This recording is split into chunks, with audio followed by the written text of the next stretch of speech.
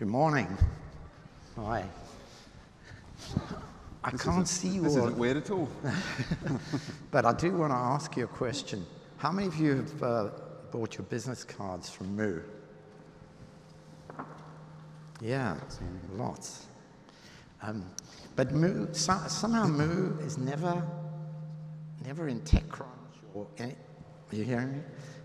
Or any of the, the tech media raising loads of money. And I think that's one of the things that I'd like to talk to Richard about, because he's built an extraordinary business raising about 10 million.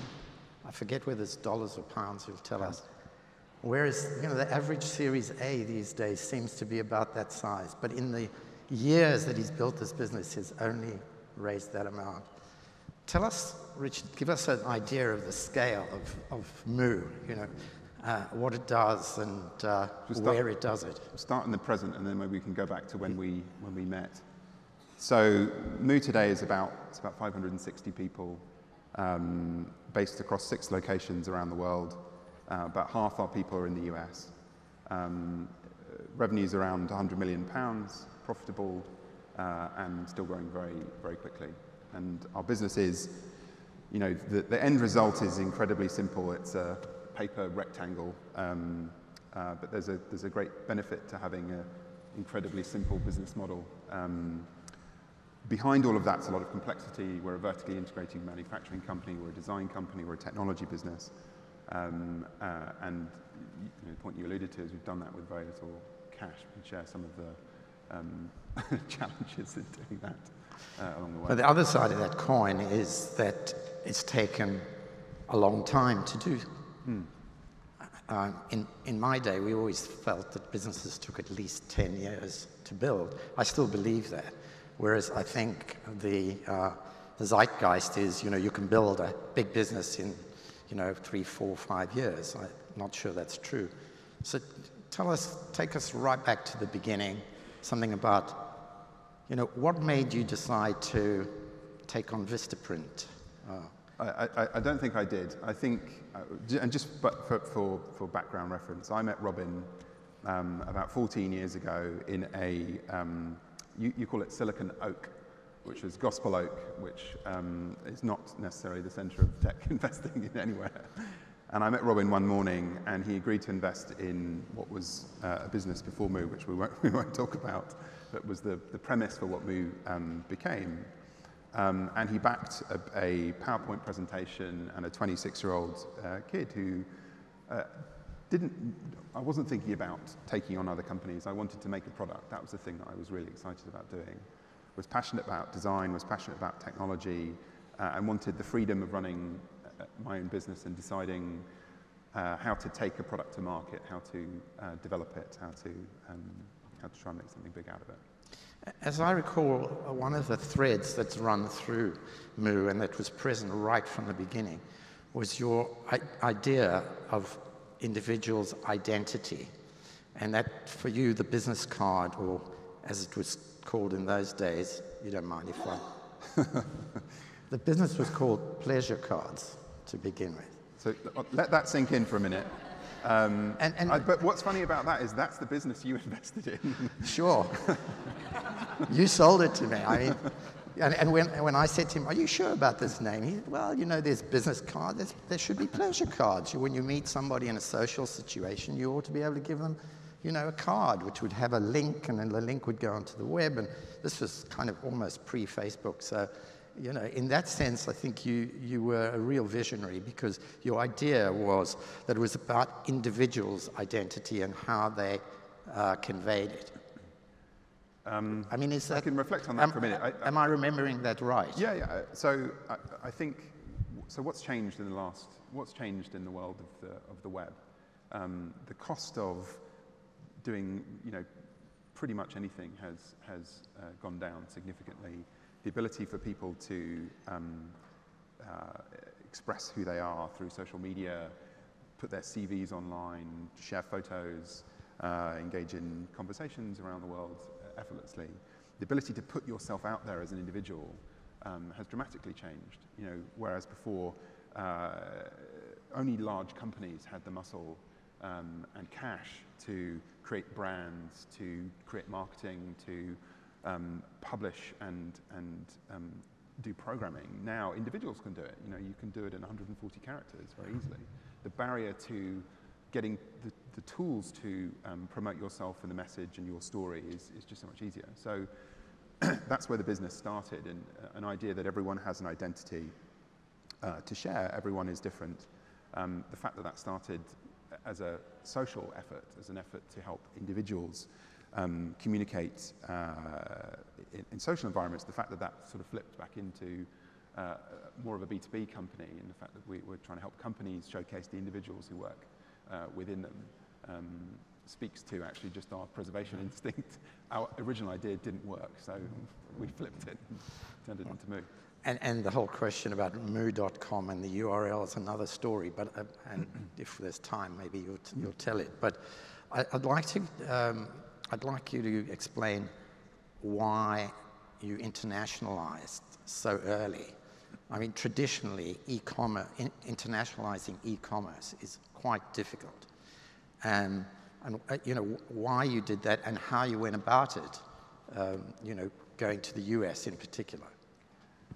So, again, I think we saw a very early trend. I mean, probably best to rewind back to where we were at the time. So the business launched in September 2006. We were based, you know, in London, about 500 meters away from Mount Pleasant. We had a partner who was doing our printing. They would print for us. We would put stuff in a box. We'd literally carry it over our shoulders in a sack to the Royal Mail, put it in the mail, and ship it off. And in our first week of operations, we had orders from 100 countries. We were completely overwhelmed and surprised by the international interest that we had in the business. And we had presented the company, thought about it as a pure play technology business. So we hadn't thought about things like customs forms and dealing with having customers buying from everywhere. But early on, we realized that the US was significant for us. I was probably 25 or 30% of our revenues early on. And it's a market that's 5 times bigger than the UK. It was clear that it's an entrepreneurial market. There are 500,000 businesses started every month in America. And the fact that we were shipping from London to the US just didn't make any sense at all. So probably 2 years in, 18 months, our COO moved to the US, set up production, put a team on the ground, and kind of evolved from there. We have 250 or 300 people now in the US, so, and 4 offices in the US. Thank you. Is this not working very well?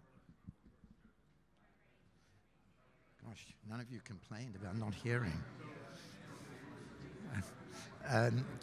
Yeah, so I understand the international thing. I mean, at the same time, you were building a pretty serious organization here, and I think audience would be interested in the first sort of proper office that you established, because I think it's true to say it was one of the first co-working spaces in London.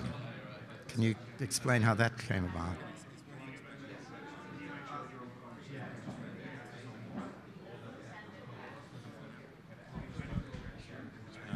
How about that? All right. Thank you. It's worth explaining that when Moo arrived, there was no WeWork. We were dealing with landlords and leases, and things were just a bit more complicated back then. So we took space in Clerkenwell originally, and we were looking for very, very cheap, very flexible office space. And at that time, I think it was 2008, we found an office on Old Street Roundabout. It was called Trans World House, which sounds like a kind of Bond villain type setup. And I think it was £5 a square foot for the rent. And I remember having this debate with Robin and the board. We took a lot more space than we needed. I think we took about 7,000 square feet, and we were probably only about 30 people. And I think the excuse, I loved this space. It was an old architect's practice. It had high ceilings, and it was just really interesting. It's since been demolished and is now the White Collar Factory, an equally ominous name. But the board kind of agreed to let me take this lovely space on the proviso that we sublet some of the space to other companies. And one of those companies was a business called Doppler, which a number of very, very smart and lovely people worked for. I think we had about 5 desks. You're an investor in Doppler, I think. One of those was a guy called Matt Bidoff, who's an amazing technologist. And as a tenant in our space, he sort of was realizing that a lot of tech businesses were moving into the Shoreditch area. We had 30 or so people renting desks in our office. It was like a little WeWork or a kind of little incubator. And he coined the phrase Silicon Roundabout as a joke. And then it got quoted in the FT, and then it became an actual thing, and then it became Tech City and all of that from there. But yeah, we were there in the very early days, letting guests. We actually made a profit on that office. You want to talk about capital efficiency. If you make a profit on your office, you're definitely doing something right.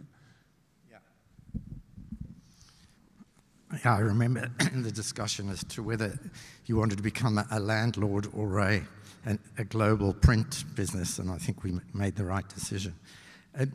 So I want to turn back to the capital raising, because I think a lot of people will be thinking about, how do I capitalize my business? How do I raise the money that I need? And clearly you've taken a very different path. Maybe you could explain why it is that you didn't just keep raising more capital, which I'm pretty sure we could have done, and why you ran the business in such a way as to keep the growth going, but within your means, as it were. I think there are some atmospheric things. Firstly, we weren't in a super hypey space where everyone's piling in, and frankly, it's an arms race to raise as much money as you can to obliterate your competition or to buy them. So we didn't have that kind of pressure. I'm a sole founder of the business. I still own a quarter of the company. And I've sort of, it was a conscientious effort maybe, or a conservatism perhaps around not feeling the pressure to go crazy, to build slowly, but build it right the first time. And we didn't obviously always do that, but the sort of, the tortoise approach rather than the hare approach to doing that. And we've built a sizable business with not a lot of money by, I suppose, taking our time on some things. And if you can take your time, you can do things well, and you don't need a huge amount of money to do it. Be much more incremental about it. Maybe you could say something about managing the cash. Well, my favorite lesson that Robin taught me about managing cash was get an email every day with the bank balance, which is an incredibly focusing and sobering thing. And even in recent years, when you see that number go down into the hundreds of thousands or even tens of thousands sometimes, when you're a big business, doing millions of pounds of revenue, it helps you start every day reflecting on the most important things. And one of your true jobs as a chief executive of a business is to ensure that the company has enough money to survive. So that's a very useful reminder. So would you like to say something about how you see the future for MOO, and something of your plans? I mean, clearly you're a sizable, profitable company now. You have many options, lots of people. And what are the things that are really important to you now to continue the journey? I guess we're lucky. We have very supportive investors. We don't have pressure to do anything that we don't, kind of absolutely need to do.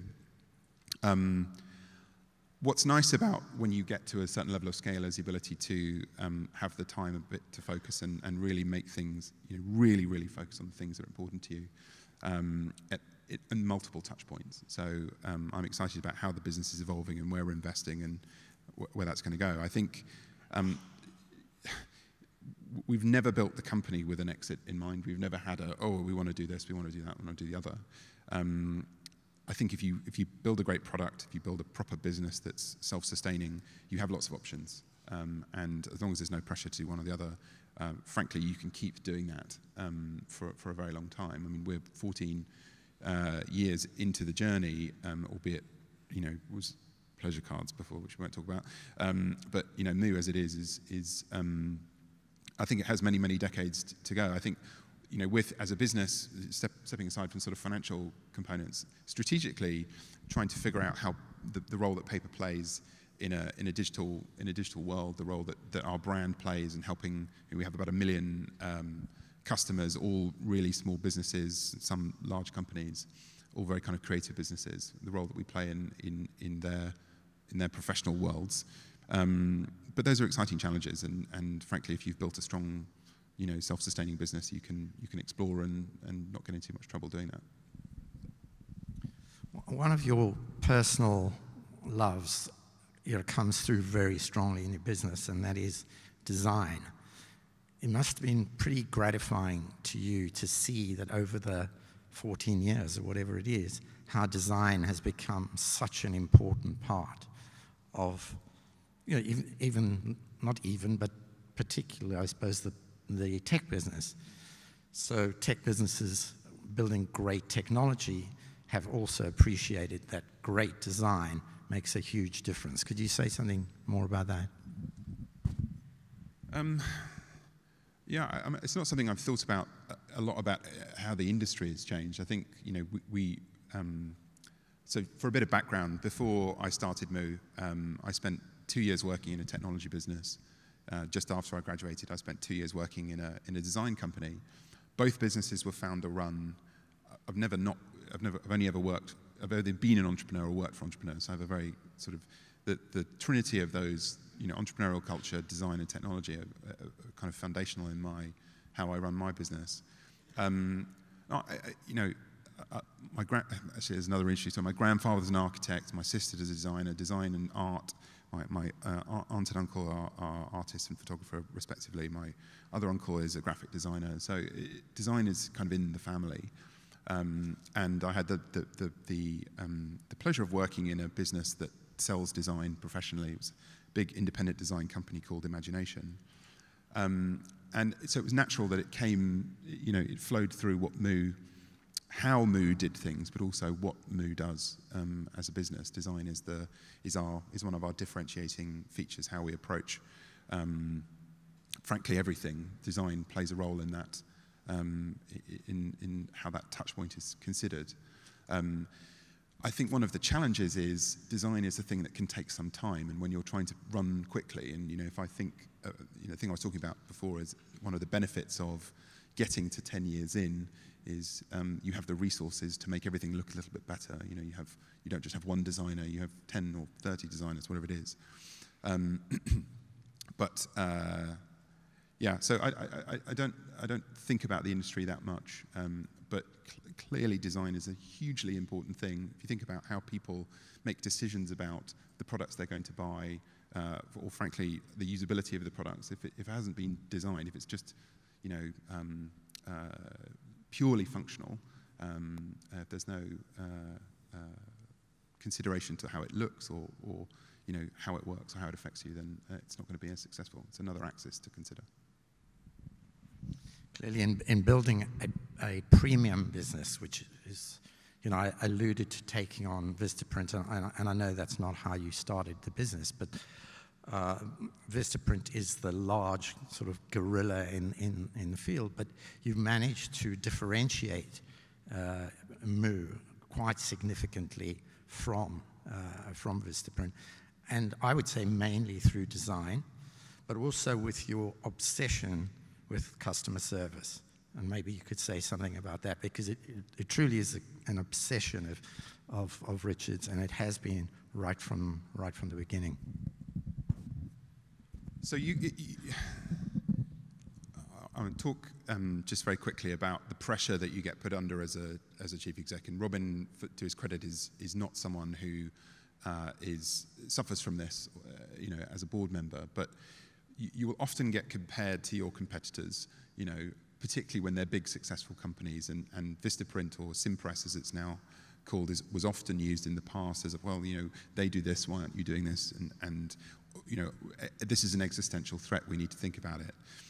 The story that I always told and still tell today is that no matter what you're doing, you have to be true to what your brand is, about what you stand for. And no one can ever take that space away from you. I remember people often saying, oh, they're going to copy us, they're going to, you know, and then many times they've moved closer to our, you know, to the way in which we would approach design or brand or customer service. But I always tell the same story, which I remember meeting Robert Klien, their chief executive in Paris many years ago. We actually met him, I think, together at one point. And Robert and I were walking from the office to go and have some lunch to talk about the industry, talk about our businesses.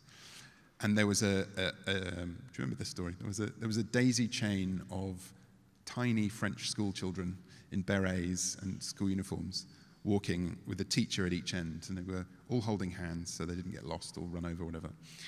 And there was probably 25 of them in a row. And we were walking up to them, and I would just have waited for them to pass. But Robert broke this chain of children to plough straight through, and I suppose that's just the difference between us. That's in our DNA. There's nothing wrong with that. He's a very determined person. But that's what I reassure myself with when I think about competitors. You know, as long as you amplify and focus on the things that make you you, and it's about, you know, being true to who you are, I think anyone's going to be able to copy you. I think that's a great note on which to end. Thanks very much, Richard, and thank you all.